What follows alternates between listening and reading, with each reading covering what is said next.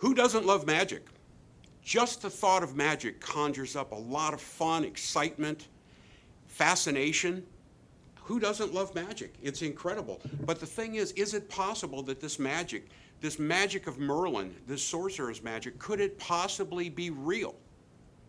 And the answer to that question is right here, right now, in today's world, the sorcerer's magic is real.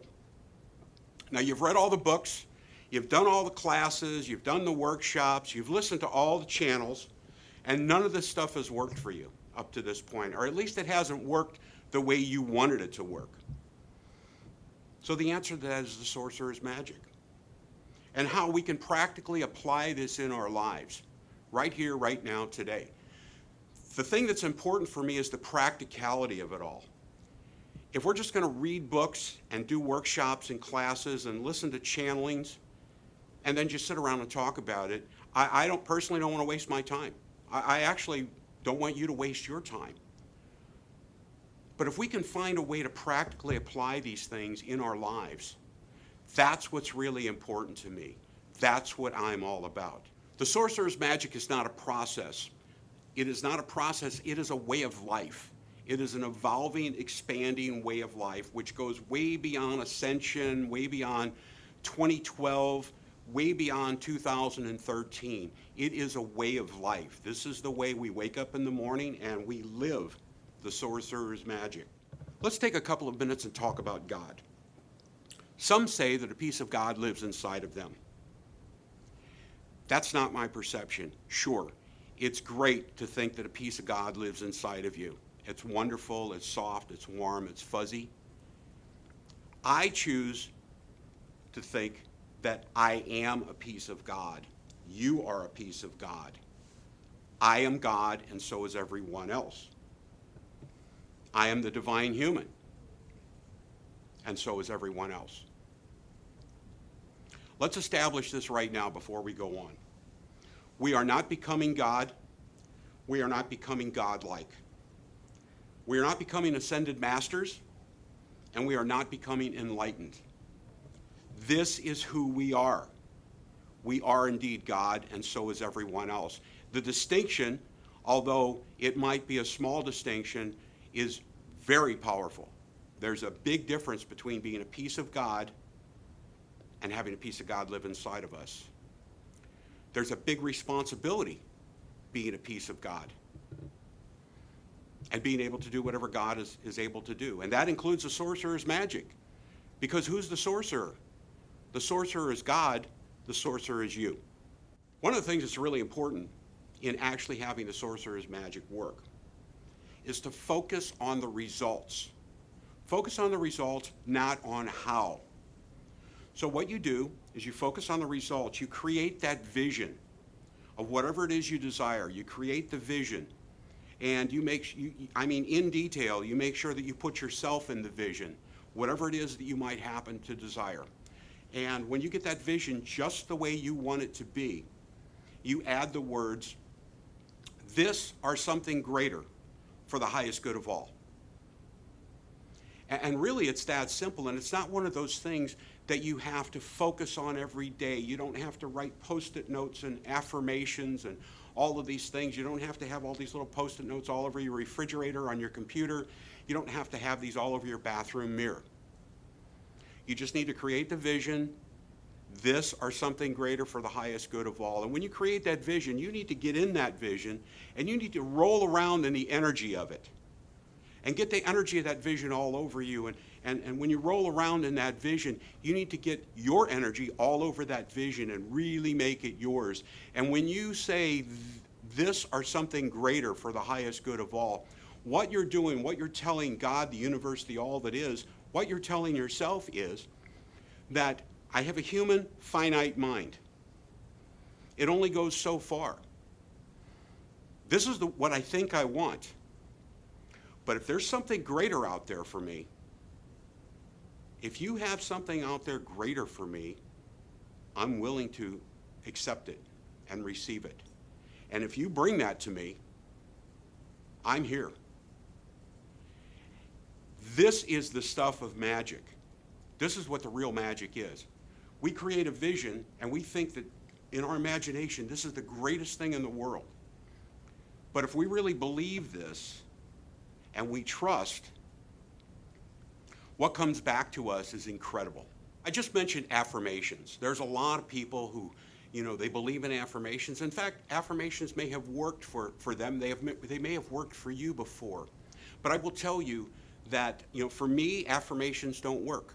They don't usually work. And there's a lot of people who will speak their affirmations out loud 1,000 times a day. And like I said, they have the Post-it notes on the bathroom mirror, on the refrigerator, on their computer at work, on their desk at work. And every time they turn around, they're speaking their affirmations. And it's almost like a desperation kind of a thing, which immediately is going to cause them not to work. One of the biggest problems is that people don't believe the affirmations that they're speaking. And I'm going to give you an example. I remember years ago, I used to smoke 2 or 3 packs of cigarettes a day.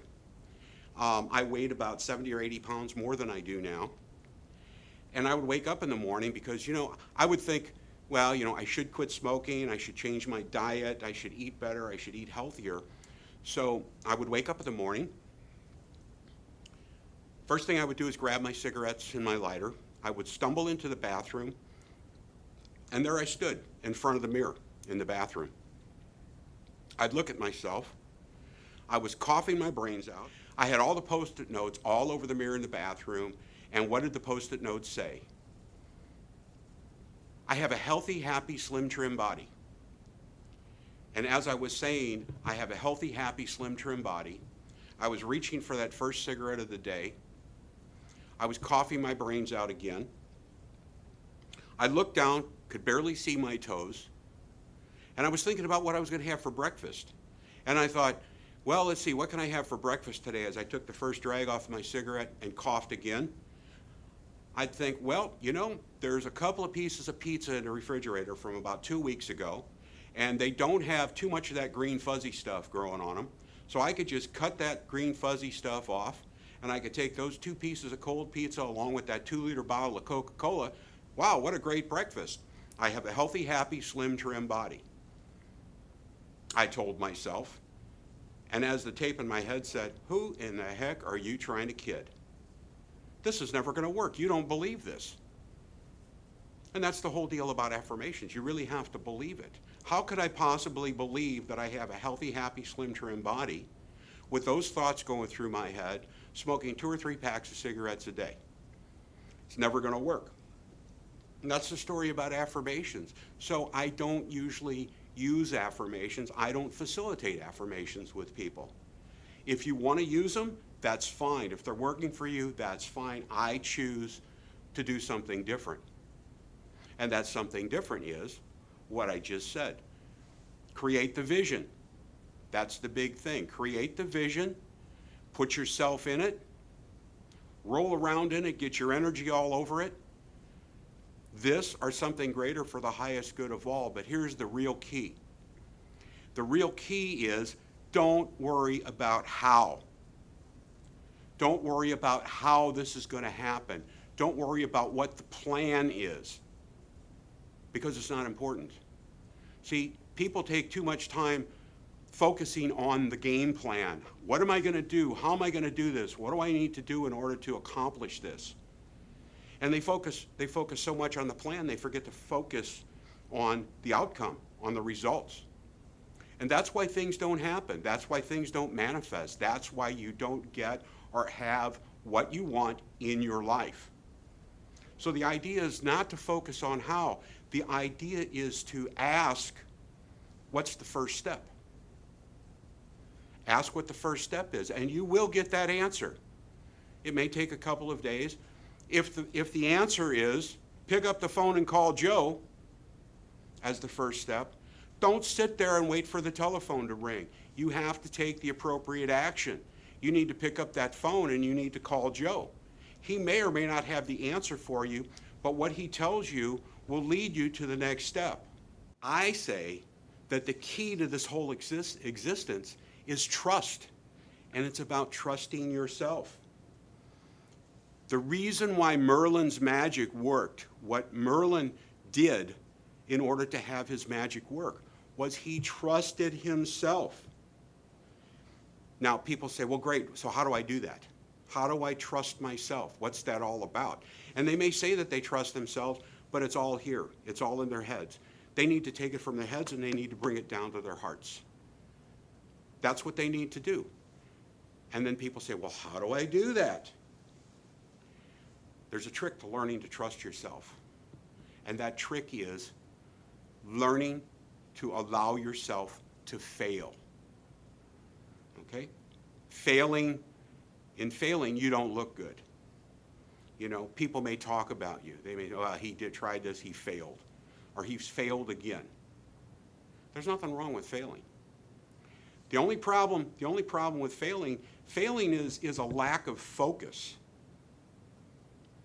So if you fail, if you attempt something and you fail, instead of going, oh my God, you know, I failed again. What am I going to do? Well, failing, I mean, trust is it's all about the focus. You focus on those results. So what do you do when you fail? You just pick yourself back up again and you refocus. You refocus on the results. You refocus on the outcome. That's what you do. I mean, trust in yourself is just a function of focus. And really, it's that simple. And in trusting yourself, also trust your natural ability. Trust your natural ability. Everything that you have done in your entire life, every job that you've ever had, every relationship you've ever had, this has all been training for where you are right now.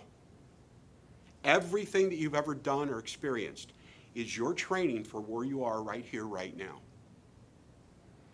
That's what that's all about. You have skills that you are totally unaware of. There are things that you've done in your life in the past that you've forgotten about, but you have these abilities today.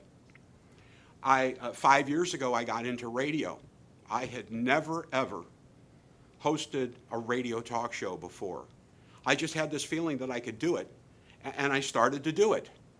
Where did this come from? Where did this come from? Well, one thing I could say is that I spent many years in the entertainment industry. I was a leader of a band.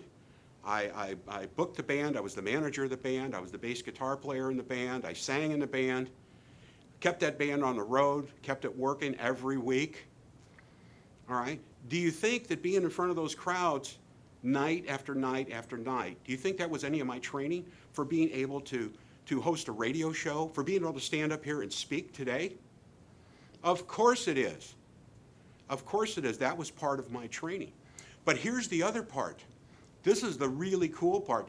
I can sit here and I could go back and I could think about, well, you know, I was the leader of a band, and then I worked in the business end of the music business, and I worked with people, dealt with people, all of that. You know, that's how I got to be able to do this.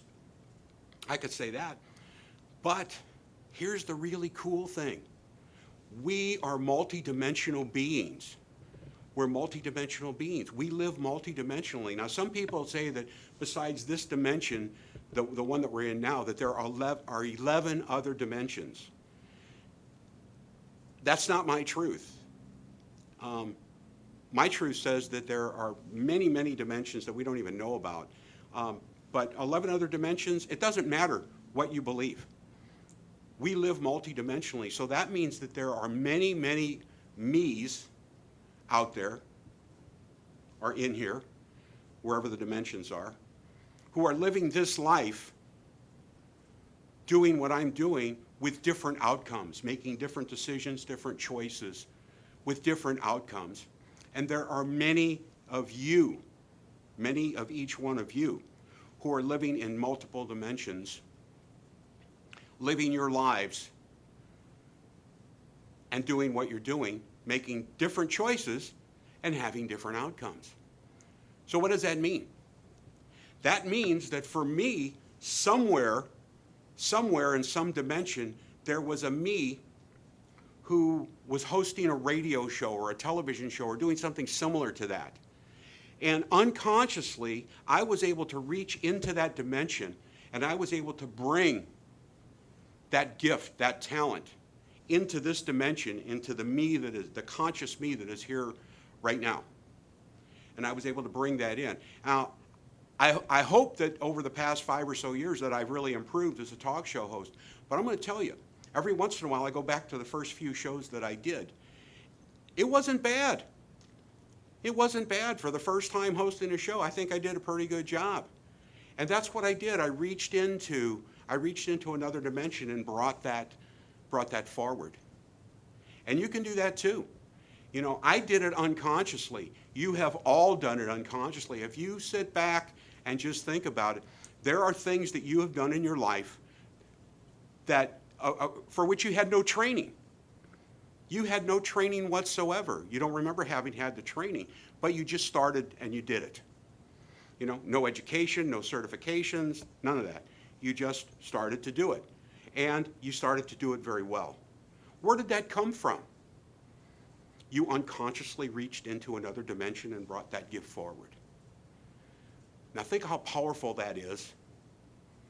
If you consciously reach into another dimension and say, this is what I want to do, and you reach into another dimension and you bring that gift forward.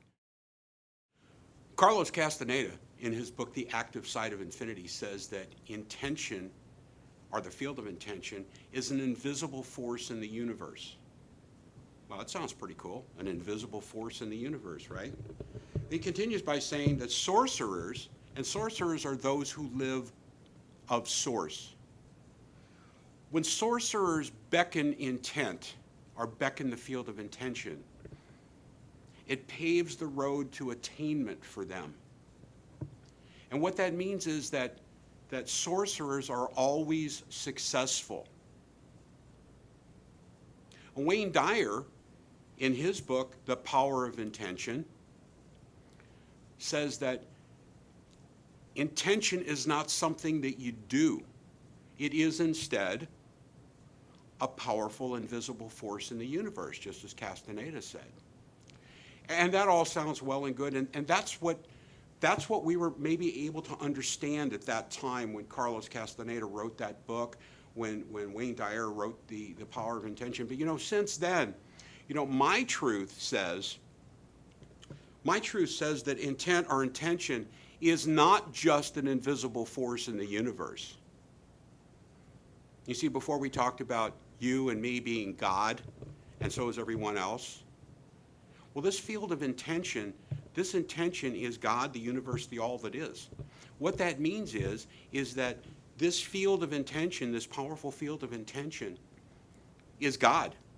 It's you. It's me. We are it. So there is no way that we ever really have to beckon the field of intention. There's no way that we can ever not be in the field of intention. We can think that we've fallen out of it, but we're always there. We're always there. And as soon as we remember that we are the field of intention, boom, you're right back in it. You're right there. And that's the thing that's powerful. Like, that's what's powerful about intention for me. But you know, intention, to me, and this for my truth says that these words are kind of soft and kind of flimsy. You know, you don't usually hear Nike saying, you know, let's just try it. They say, let's do it. That's what that's what that field is about. It's about doing it, getting it done. You know, so they're not just saying, well, we're going to intend this, so that's a goal. So we're going to try to do this. We're going to try to accomplish it. We're going to follow the plan. Nike just says, let's just do it. So for me, for my money, the words that I like the words declare and declaration. Those two words have some edge to it. They're edgy. There's force to that. It's a great energy. It's not an overpowering energy, but it's a very powerful, forceful kind of energy. Declare and declaration. You know, I declare this rather than I intend it. My declaration is rather than intention. Let me talk about declaration for a second. The founding fathers of this country, they did not write the intention of independence. They wrote the Declaration of Independence. And when they wrote the Declaration of Independence and they signed it, they declared this country into existence. Now, along the way, a war had to be fought. That's what was required in that day. The Revolutionary War had to be fought. That was the appropriate action. But the moment that they signed the Declaration of Independence, they declared this country into existence. That's the power of declaration. And that's why I personally like the word declaration or declare as opposed to intend or intention.